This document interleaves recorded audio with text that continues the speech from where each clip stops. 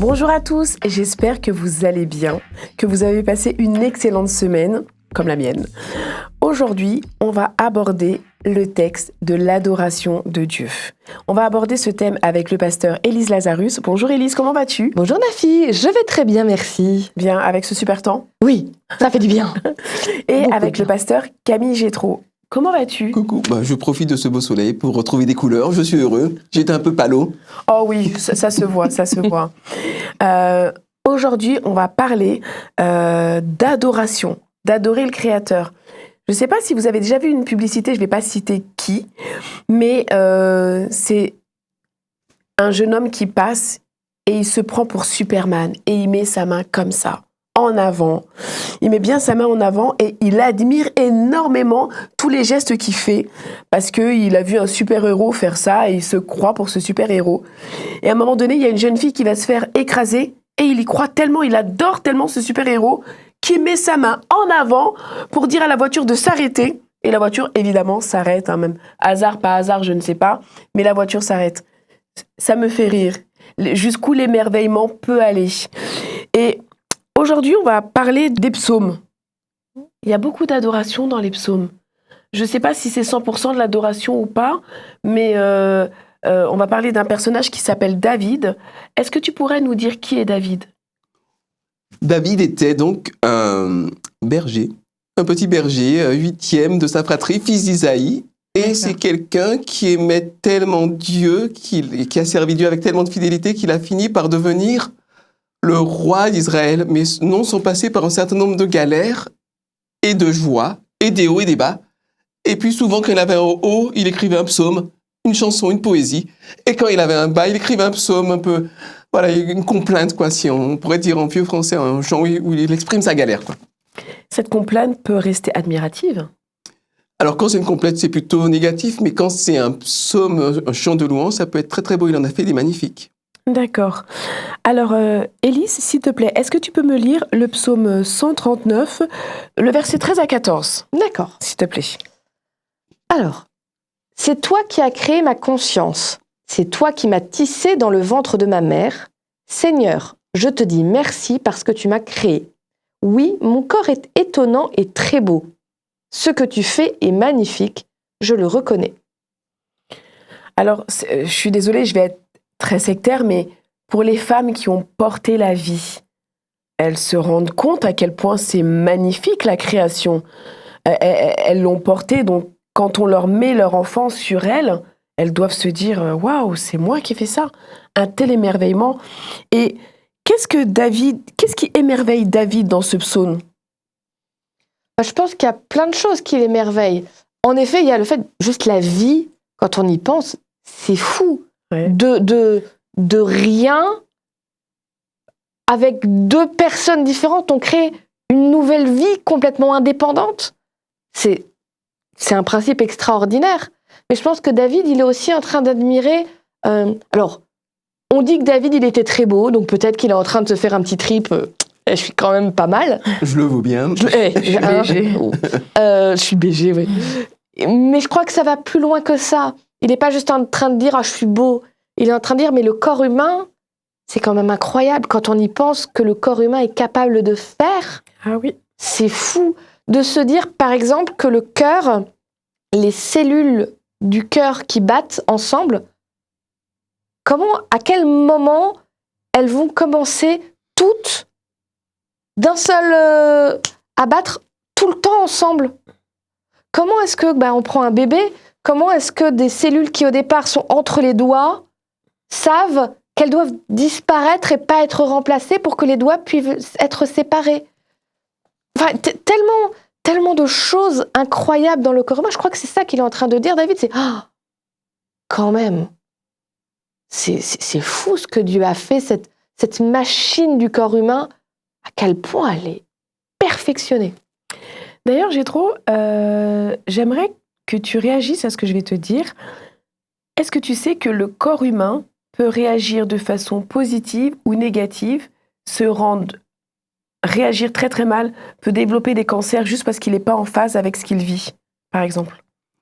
Alors ça, c'est quelque chose qui intrigue les médecins et qui ont même donné lieu à ce qu'on appelle l'effet placebo, qui est un effet extrêmement efficace parce qu'il va quelque part solliciter des ressources dans la tête. Et quelque part, quand le cerveau croit que le corps va mieux ou qu'un médicament est puissant, quelque part, il met en place quelque chose. On ne sait pas exactement le quoi et le pourquoi, ni le comment, mais il fait quelque chose. Et il y a toute une partie du corps humain qu'on connaît assez bien. Hein. Et puis, il y a encore plus de choses qu'on ne comprend pas et qu'on ne connaît pas. Et je crois que c'est important aussi bien de savoir plein de choses sur le corps humain que de se rendre compte de tout ce qu'on n'a pas encore maîtrisé, tout ce qu'on ne connaît pas, parce que finalement, c'est émerveillant. Aussi bien de savoir comment ça fonctionne que de se dire, tiens, il y a un effet placebo, le cerveau est capable de générer de la maladie en fonction, ou de la guérison en fonction de ce qu'il croit. Et donc, il y a toute une machinerie extraordinaire et complexe à découvrir. Et David est dans l'émerveillement. Je pense qu'on est tous qu'on prend le temps de regarder le corps humain. Mais vous savez, moi, il y a une chose qui me fait peur. Ça fait pas peur à tout le monde, mais la fin du monde, l'apocalypse, ça me fait peur. Parfois, j'y pense et je me dis, est-ce que c'est quelque chose qu'on peut éviter ? Est-ce que c'est quelque chose qu'on ne peut pas éviter ? La Bible l'a écrit, donc on sait que ça arrivera. Mais je suis le genre de personne, des fois je dis, faites attention à la planète, arrêtez de jeter vos papiers par terre, ou des choses comme ça. Et est-ce qu'on peut dire que l'apocalypse, c'est le jugement de Dieu qui arrive, et dans quelles conditions il arrive ? Élise, est-ce que tu peux m'expliquer ça, s'il te plaît ? Tu vois, on parlait de David, justement, qui s'émerveille. Il s'émerveille de lui, mais il s'émerveille du fait que Dieu a créé les choses, des choses belles, Oui. des choses bonnes. Et la Bible, en effet, dans l'Apocalypse, entre autres, dit que Dieu va juger de façon sévère et va détruire ceux qui détruisent la terre. Alors, détruire la terre, c'est pas j'ai jeté mon papier et je suis parti. C'est pas cool, hein, faites pas ça. Mais il y a des gens qui, par amour de l'argent ou du pouvoir, tuent la terre, le savent, et disent, j'en ai rien à faire. Demain, moi, je serai plus là. La suite, je m'en fiche. T'as des gens qui déforestent l'Amazonie. Je parle même pas des ouvriers qui sont là, qui se disent « faut que je mange ce soir, faut que je donne à manger aux enfants, j'ai pas le choix ». Je parle des compagnies qui savent que c'est en train de tuer demain, mais qui disent les gens qui essayent de créer des forages dans certains endroits sous l'eau, alors qu'on sait qu'il faut absolument protéger ça, parce que si on y touche, c'est tout l'écosystème qui va mourir. Tu as des choses mises en place, mais quand on y pense, on fait, mais faut être taré. Faut être taré pour vouloir aller jusqu'à là, sachant qu'on se condamne tous à mourir. Et je crois que l'Apocalypse dit, faites attention les humains. Vous êtes partis dans un système où, je pense à aujourd'hui, je pense à mon confort, je veux avoir mon nouveau téléphone et le changer tous les 2 ans. Tant pis pour la batterie de lithium et tant pis pour les enfants qui doivent aller dans les mines pour les chercher et qui en meurent.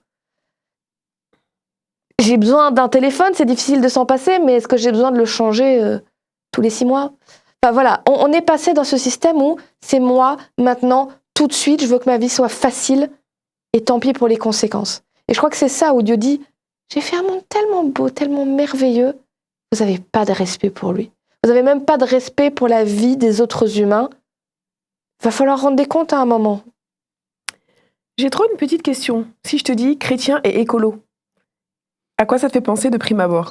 Justement à l'Apocalypse. Parce que souvent on voit l'Apocalypse, et même le christianisme historique a prêché l'Apocalypse, comme le moment où Dieu va se déchaîner, il va se lâcher, il va lancer les catastrophes, les calamités sur les méchants. Au final, l'Apocalypse, ça veut juste dire la révélation. Et comme David, on est émerveillé devant non seulement notre corps, mais devant la nature, devant le monde, devant la complexité, comme le disait Élise, des écosystèmes. La beauté des écosystèmes, c'est magique. C'est magique. La communication des plantes entre elles, c'est absolument fantastique. C'est mind-blowing, ça m'explose le cerveau, c'est fantastique. C'est fantastique. Quand on commence à mesurer à quel point notre monde est beau, et merveilleux, et rare, et précieux, on en prend soin. On en prend soin. Et c'est une culture qui se développe, c'est pas forcément spontané. Moi, personnellement, ma culture écologique, elle se développe petit à petit. Je prends moins la voiture, enfin, je fais des petites choses, même Même ce que je jette, je trie, enfin, je commence à faire attention, mais avant, j'étais pas aussi... Bref, ça se travaille. Pour être très court, ça se travaille. Et quand on dit qu'on croit dans un créateur, si on crache sur la création, il y a une contradiction. Si je dis que j'aime bien Nafi, mais que je dis du mal de toi, il y a une contradiction. Ah oui. Non, je dirai jamais de mal de toi, Nafi. J'espère. Eh bien, c'est ça. Comment est-ce qu'on peut être chrétien et croire qu'il y a un créateur, même si on est chrétien créationniste, littéraliste ou créationniste évolutionniste, peu importe. Mais si on croit qu'il y a un créateur, on prend soin de la création. Élise, est-ce que tu penses que le chrétien a des moyens de mettre en place pour lui, pour son foyer et pour les personnes qui l'entourent, à vivre mieux avec moins? En fait, t'as des choses que tu peux mettre en place. Je dirais pas facilement parce que c'est jamais facile de faire un sacrifice sur le confort. Aujourd'hui, on a des choses très très faciles pour avoir tout ce qu'on veut très vite. Et ça demande un effort de se dire, non, je vais pas utiliser ça. Par exemple, il y a tu veux des exemples précis, ça peut être plutôt essayer de consommer des fruits et des légumes de saison. Je réinvente pas la roue, hein. Même l'État le dit. Après, je dis pas qu'il faut jamais se prendre une petite mangue. Le but, c'est pas non plus d'être toujours dans le triste et l'austérité, mais de se dire, pas toutes les semaines, quoi. Il y a privilégier des objets qui viennent du surplace de l'artisanat local. Ah, oui. Par exemple, tu vois, moi j'ai un petit chien avec qui je fais de l'éducation et je voulais trouver des espèces de petites salières en métal pour quelque chose pour faire de l'éducation avec ça. J'avais besoin de ça, de choses très précises. J'ai essayé de chercher du surplace, j'ai eu du mal à trouver. Et à un moment, je suis allée sur la facilité, j'ai fait de la commande par Internet et je l'ai fait venir de loin. Et je me suis dit, est-ce que vraiment j'ai bien fait ? Il y a un impact de faire venir de loin, ça se discute, mais voilà, je me suis dit, j'aurais peut-être mieux fait de prendre du local. Donc, il y a plein de petites choses qu'on peut mettre en place, mais il faut en avoir envie, il faut être convaincu et pas le prendre comme une souffrance. Et puis, parfois, on fait des erreurs, on se trompe, mais voilà, donc consommer local, chercher de l'artisanat, ne pas acheter, on n'a pas besoin d'avoir 200 vêtements. On peut avoir quelques pièces, ce qu'on appelle des pièces fortes, des choses jolies, marquantes, et à côté, faire tourner, faire des assemblages différents. Et c'est pareil pour ce qu'on a à la maison en appareil électronique. On n'est pas toujours obligé de racheter. On peut essayer de remplacer, de prendre pas forcément du neuf. Ça se développe beaucoup. Aujourd'hui, il y a des moyens. Si on a envie de faire un petit pas en plus, ça demande un peu d'effort. Mais c'est pas impossible à faire. Yes, merci. Jétro, la consommation, c'est bien. Mais est-ce qu'il ne serait pas mieux de surconsommer des bons moments avec son entourage, des amis, partager des vrais moments de qualité? J'ai travaillé pour la Scandinavie, le Danemark. Et en fait, chez eux, c'est très, très épuré. Ils ont tous 7 poubelles chez eux, mais c'est très épuré parce que c'est pas ce qu'ils privilégient en fait. Et ils ont un système où vraiment ils se tournent vers l'autre. Du coup, est-ce que tous les Danois sont chrétiens ? Je suis pas sûre, mais... Ouais, il y a l'intelligence de niveau 1 et l'intelligence de niveau 2. L'intelligence de niveau 1, c'est il faut que je me brosse les dents, sinon je vais avoir des caries. Tout le monde le sait. L'intelligence au niveau 2, c'est bon sang, je me suis pas brossé les dents, j'ai une carie et elle a douleur. Et là, d'un seul coup, j'ai une conscience et j'ai une compréhension profonde de ce qui est en train de m'arriver.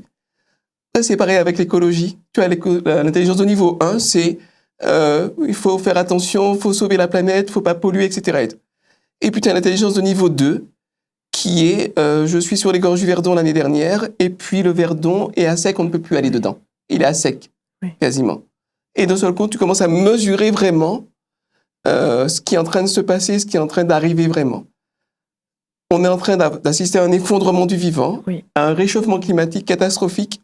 Et même pour moi, sincèrement, c'est essentiellement de l'intelligence de niveau 1. Ça reste un petit peu théorique parce que finalement, j'ai toujours l'eau dans mon robinet, j'ai toujours les supermarchés qui sont achalandés. L'idéal, ce serait de et faire évoluer notre conscience comme tes amis danois pour ne pas avoir besoin d'en arriver à l'intelligence de niveau 2, celle qui arrive quand on est en plein dans la catastrophe et qu'il y a des morts par millions et puis des catastrophes à n'en plus finir. Je pense que c'est possible parce que les pays africains, certains pays africains, j'ai vu un reportage la semaine dernière, refusent aujourd'hui que des bateaux viennent être démantelés dans leur port. Ça commence. Parce qu'ils ont pris conscience Ça commence. que finalement on leur donnait Les poubelles. Pour empoisonner, quoi, un cadeau empoisonné. C'est ça. On vous donne de l'argent, mais quelque part derrière, il y aura tellement de conséquences Négatif, que vous n'allez même pas pouvoir en profiter. Tout ça pour dire que David était émerveillé de cette planète et il en avait bien raison. Dieu a fait les choses parfaitement à un point où qui peut m'expliquer pourquoi la pomme est sucrée, pourquoi la mangue est sucrée Arrête, j'ai faim. T'as dit mangue, on a tous souri. Hein. Mais tout a été fait parfaitement et personne ne pourra expliquer le pourquoi du comment. C'est vraiment un cadeau magnifique qu'il nous a fait. Merci à David de l'avoir écrit, de l'avoir immortalisé dans la Bible. Et maintenant, peut-être, n'en tienne qu'à nous de prendre soin de ce qui nous a été légué, de cet héritage qu'on nous prête, parce qu'on est censé le laisser à nos enfants. Donc, prenons soin au quotidien de tout ce qu'on nous a prêté. Je dis bien prêté. En tout cas, merci beaucoup pour ces éclaircissements. Merci beaucoup, Jétro. Merci d'avoir partagé ce moment avec nous. Je te souhaite de passer une excellente semaine. À toi aussi, Nafi. Merci. À vous aussi, tout le monde. Élise, merci beaucoup. Je te remercie. Merci pour ces textes bibliques et merci d'avoir pris le temps de répondre à mes questions. Très bonne semaine à toi. Bonne semaine tout le monde. Je vous souhaite de passer une excellente semaine. Et puis, si vous êtes intéressés, on est également sur Instagram. Donc, allez faire un petit tour. Et je vous souhaite de passer une super journée. Au revoir.